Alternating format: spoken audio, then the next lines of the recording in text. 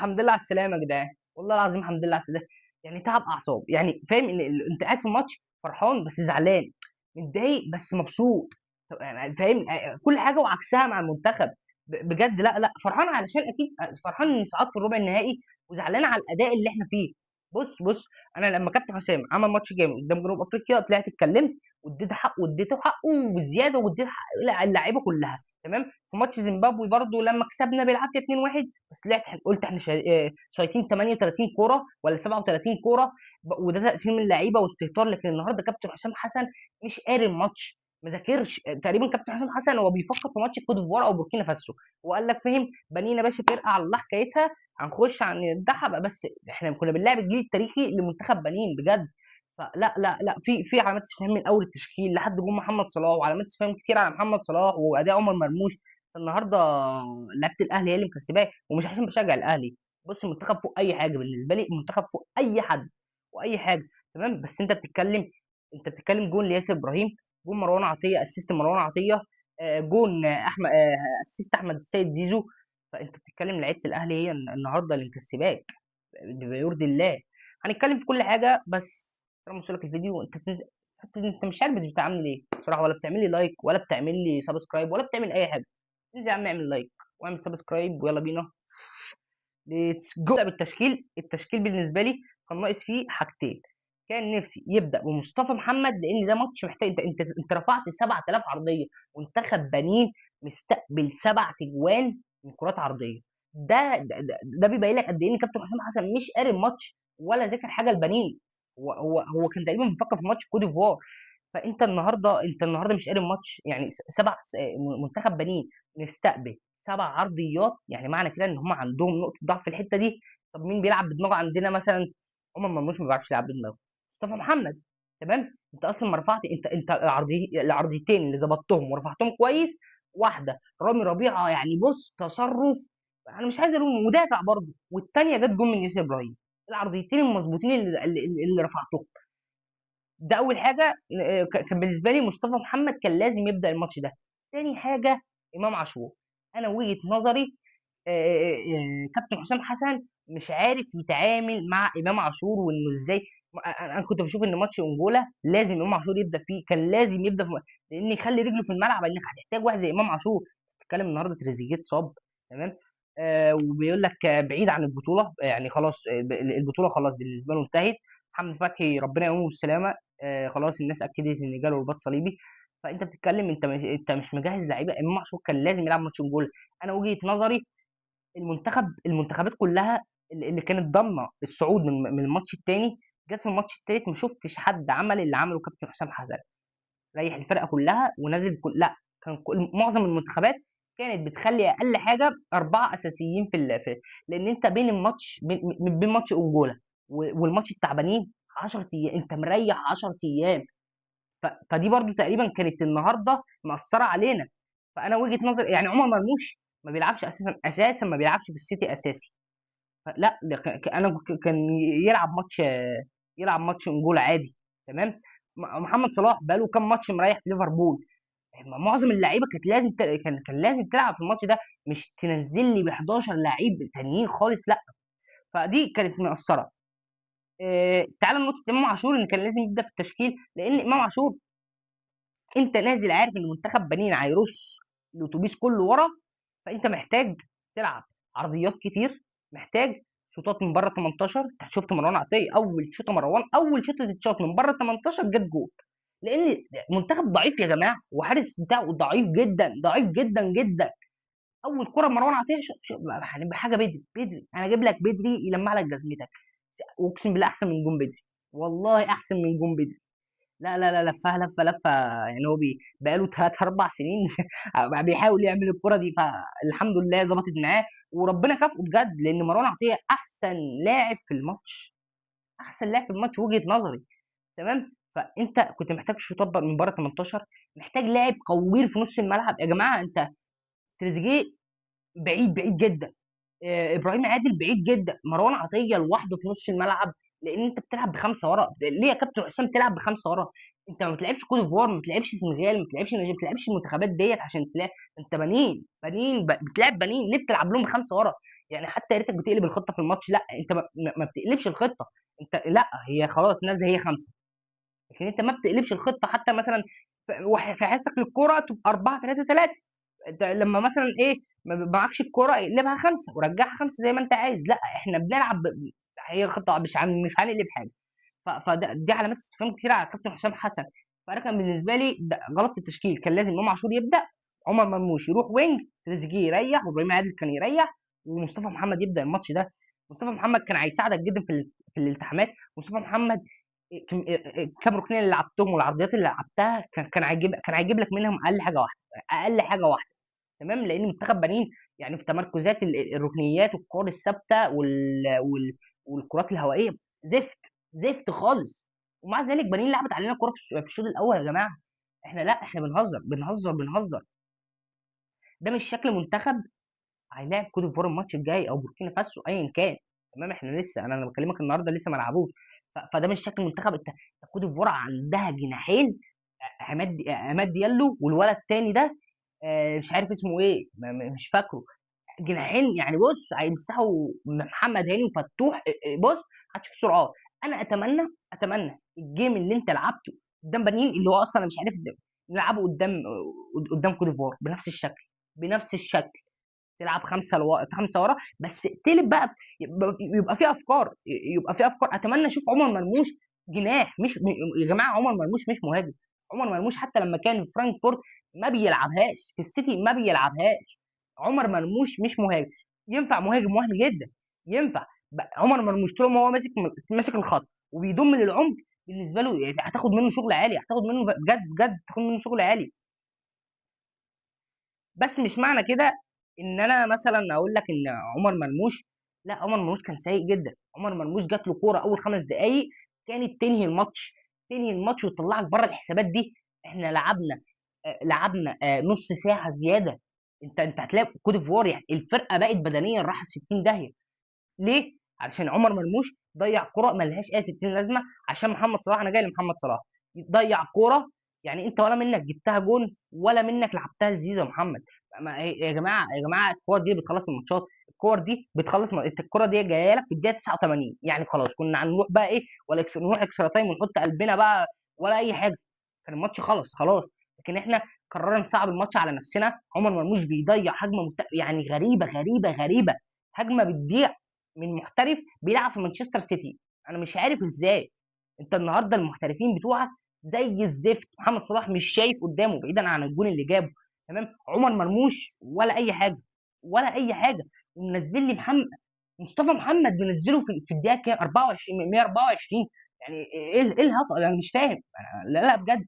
كابتن حسام لو بينك وبين مصطفى محمد حاجه، دي خلافات، اهم حاجه مصلحه المنتخب. انا مش شايف مهاجمين. خط الهجوم كله عبثي، كله عبثي في عبث، ما فيش. يعني انت دفاعيا متماسك، احنا دفاعيا متماسكين قوي جدا. تمام، لكن احنا هجوميا فين؟ ده انت بتلعب بنين يا جماعه. يا جماعه انت انا فاهم ان مفيش فرقه سهله في افريقيا.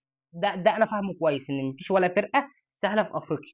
تمام، بس دي بنين، ده السنغال رزعتها 3 بالبدله. يعني السنغال رزعت بنين دي 3 بالبدله. وايه السنغال كان ده ماتش مهم بالنسبه لها عشان تصعد اول. يعني ده كان ماتش كده تصعد. بس ايه بقى، كانوا بيبدلوا الكونغو بقى، الكونغو الاول هي، فالسنغال صعدت.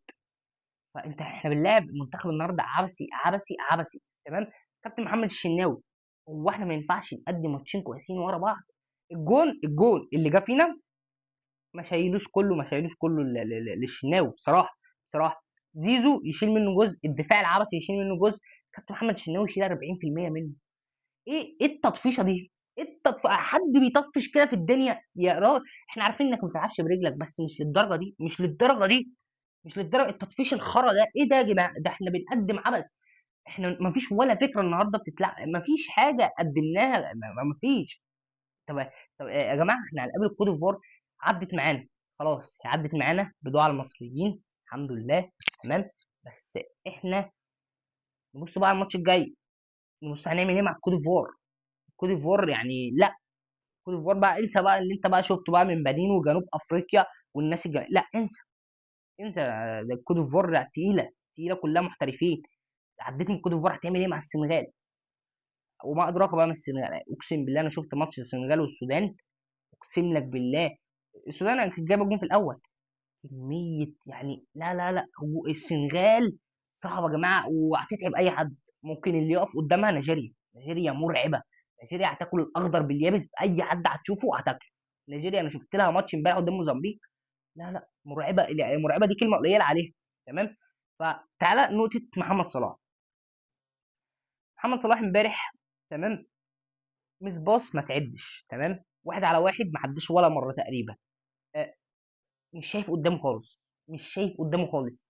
ومع ذلك محمد صلاح جاب الجول اللي جابه نفس الكوره بتاعت عمر، هي بتاعت عمر مرموش، ولكن عمر مرموش كان معاه مساحه اكبر كمان يعني، لكن الراجل كان قريب من محمد صلاح، اللاعب اللي كان ماسكه كان قريب منه، لكن عمر مرموش كان قدامه مساحه. ده بيبين لك اول حاجه، انا لما امسك محمد صلاح وده حقي عادي، ما عادي، ده لاعب، وانا اهم حاجه عندي مصلحه المنتخب. انا بحب محمد صلاح جدا جدا جدا، ده اللي مش متابعني يعني، اللي متابعني هيعرف. فبس انا من حقي انتقده، لان ده نجم المنتخب، ده نجم المنتخب، وده النجم اللي انا المفروض كل اعتماد الكل عليه هو.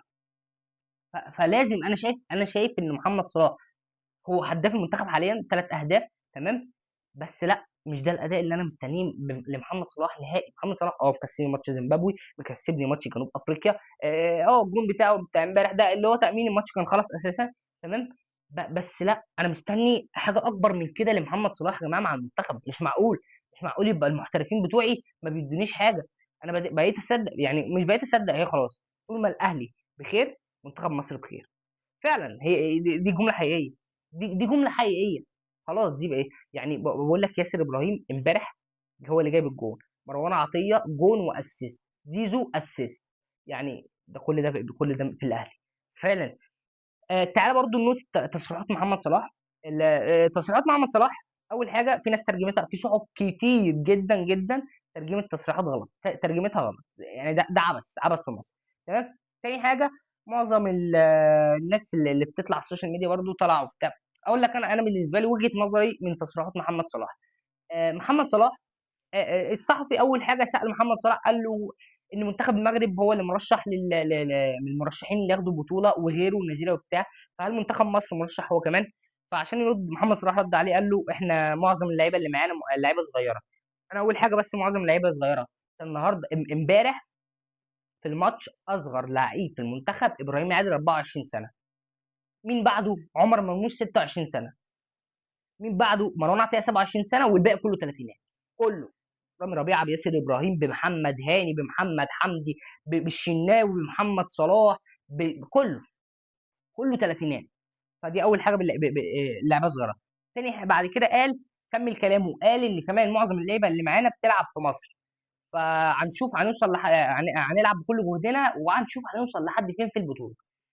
اول حاجه محمد صلاح ما قالش حاجه غلط، لان معظم اللعيبه اللي بتلعب في المنتخب فهي بتلعب في مصر، ده اول حاجه. هو ما قالش لعيبه محليه زي ما الصحف طلعت قالت، الصحف طلعت قالت ان معظم قال ان معظم اللعيبه لا، الترجمه ما قالتش كده خالص، الترجمه قالت ان قال معظم اللعيبه بتلعب في مصر.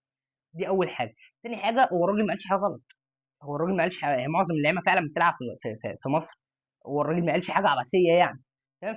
تالت حاجه، محمد صلاح على فكره من نوع اللي التصريحات بتاعته مش هو مش شاطر، مش بيقول اي حاجه، هو بيرفع الضغط من على اللعيبه بتاعت المنتخب، يعني مش عايز يقول احنا اقوى منتخب واحنا مصر واحنا معانا لعيبه جامده جدا جدا، فاهم، لكن هو بيرفع الضغط علشان لو خسرت مثلا من كوت ديفوار لا قدر الله الماتش الجاي، ما طبيعي ممكن تخسر مع الاداء ده، انت ممكن تخسر عادي من كوت ديفوار، انت ما تستغربش لو خسرت من كوت ديفوار. كوت ديفوار اتقل منك بكتير، كوت ديفوار فنيا احسن منك بكتير. آه لو بتبص مثلا في دور المجموعات، يعني من اول دور ال 16، تمام، شيل تونس، انت من اقل المنتخبات اللي بتلعب كوره، من اقل المنتخبات اللي بتلعب كوره. يا راجل مالي على الاقل مالي عندها فكره بتلعب بيها، فكره اللي هو ايه، انا هدافع بشكل كويس جدا والعب على المرتدات. دي مالي يعني، مالي عندها خطه بتلعب بيها، لكن احنا مش عارفين احنا بنعمل ايه، احنا مش عارفين احنا بنعمل ايه، تمام. اتمنى كابتن حسام حسن، انا وهو التكتيك اللي لعبت بيه ماتش بنين ده اللي هنلعب قدام كوت ديفوار. انت لو فتحت خطتك قدام كوت ديفوار هتفشخ، والله بجد بجد كوت ديفوار عتينك عتينك. فانت ما ينفعش تعمل كده قدام كوت ديفوار. انت لو عملت كوت ديفوار كده عتينك بمعنى الكلمه يعني. وبعدين كابتن حسام حسن اللي اتفرج عليه وهو ماسك المصري، اللي اتفرج عليه وهو ماسك فيوتشر. كابتن حسام حسن هو مرتدات، بيلعب على المرتدات، هو مرتدات. يعني كابتن حسام حسن من النوع اللي بيلعب على المرتدات والكره الطوليه. احنا اكتر من اول دور المجموعات كده، من دور المجموعات تمام، احنا اكتر منتخب لاعبين كره طوليه صحيحه تمام. وكابتن حسام حسن وظهرت المساحات امبارح. الجول الثالث مرتده تمام، اول كره لعمر مرموش كانت مرتده تمام. فاحنا من المنتخبات اللي بتلعب على المرتدات. اتمنى اشوف الكلام ده في ماتش كوت ديفوار، بس ما اشوفش العبث ده، ما اشوفش كميه الفرص الضايعه. يعني كره عمر مرموش دي ما تضيعش. لو ضاعت قدام مثلا منتخب زي كوت ديفوار او منتخب زي السنغال، انت يا باشا هتستقبل، هتستقبل وما تزعلش. يعني اتمنى بقى الماتش الجاي يكونوا المحترفين تركيزهم عالي، زي محمد صلاح وعمر مرموش. الاثنين دول لو ما اعتمدتش عليهم يا جماعه هعتمد على مين؟ انتوا بتهزروا. تعال نروح لتقييمات اللعيبه. كابتن محمد الشناوي 5 من 10. ونركز بقى يا جماعه، نركز عشان احنا بقى خلاص داخلين في المعمعه. الماتش الجاي معمعه. اتمنى اشوف بوركينا فاسو بجد. اتمنى اشوف بوركينا فاسو. انا مش عايز الكوت ديفوار تمام. تعالى ليسي ابراهيم، رجوله يا اسطى، واحمد العوضي بقى وكل حاجه، كل حاجه. فنيات. بص، في وقت مش هتبقى محتاج فنيات، بس لا. ياسر ابراهيم بيموت نفسه، بيموت نفسه 9 من 10. واخد اصلا مان اوف ذا ماتش تمام. رامي ربيعه عنده اخطاء يعني. رامي ربيعه عمل كرة بايده كده غريبه، مش عارف عملها ليه بجد، مش عارف عملها ليه. فرامي ربيعه لا، اظبط نفسك 5 من 10 تمام. محمد حمدي على الوقت اللي لعبه 3 من 10، ما اداش حاجه بصراحه. وربنا يقومه بالسلامه يعني. بتتكلم فتوح لو حصل له حاجه هنلعب بكوكا. هنجيب كوكا بقى نلعب بيه تمام. روح لمحمد هاني، اسيست بس برضه لسه مذبذب تمام. هو خط الدفاع مش كارثي لان بتلعب بنين يعني تمام. فمحمد هاني برضه 5 من 10. مروان عطيه 10 من 10 ومان اوف ذا ماتش بالنسبه لي. هما الاثنين ياسر ابراهيم ومروان عطيه. يا راجل عمل كل حاجه، يا راجل ده شايل نص الملعب. راجل بيدافع وبيهاجم. مروان عطيه بيعمل كل حاجه في مركز سته بجد بجد ما شاء الله عليه. مروان عطيه في تطور هائل ما شاء الله. حمدي فتحي 8 من 10. اداء رجولي لحمدي فتحي، رجوله رجوله رجوله، رجوله الرجوله تمام. تعال نروح لعمر مرموش 3 من 10. اداء مزرنع، اداء ملوش اداء، ما انا مش فاهم. ده المحترف اللي احنا بنعتمد عليه. تريزيجيه ربنا برضو يقومه بالسلامه على الاداء ما عملش حاجه. تريزيجيه 3 من 10. ابراهيم عادل لم يقدم شيء. لا لا بجد لا، يعني ماتش تقيل عليه يعني. ده بيبين لك بقى ان في لعيبه في المنتخب مش متجهزه تمام، والماتشات تقيله عليها تمام. فابراهيم عادل بالنسبه لي صفر صفر صفر يعني تمام. محمد صلاح على الجون اللي جابه 3 من 10 بجد بجد. وجبنا ما يطلعش من الملعب. طبعا محمد صلاح هيفضل محمد صلاح وما يطلعش من الملعب. طبعا محمد صلاح هيفضل محمد صلاح وما يطلعش من الملعب فاهمني. بس انا مستني من محمد صلاح حاجه اكبر من كده بكتير. يا جماعه يا جماعه ده نجم المنتخب بتاعي. فانا لما اجي اعاتبه واقول له انت اداك وحش جدا، ودي كلمه لائقه جدا تمام. فلا، انا مش مستني محمد صلاح اكتر. فيا رب يعني بجد المنتخب يظبط حاله. ونشوف بقى هنعمل ايه في الدور الجاي ربع نهائي. فطالما وصلت معايا لاخر فيديو، تعالى يعني انزل اعمل لايك واعمل اشتراك. انا مش عارف ما بتعملش لايك واشتراك ليه. ويا عم حتى لو ما عملتش انت على راسي يا عم، وانت اللي هنا تمام. وسلام.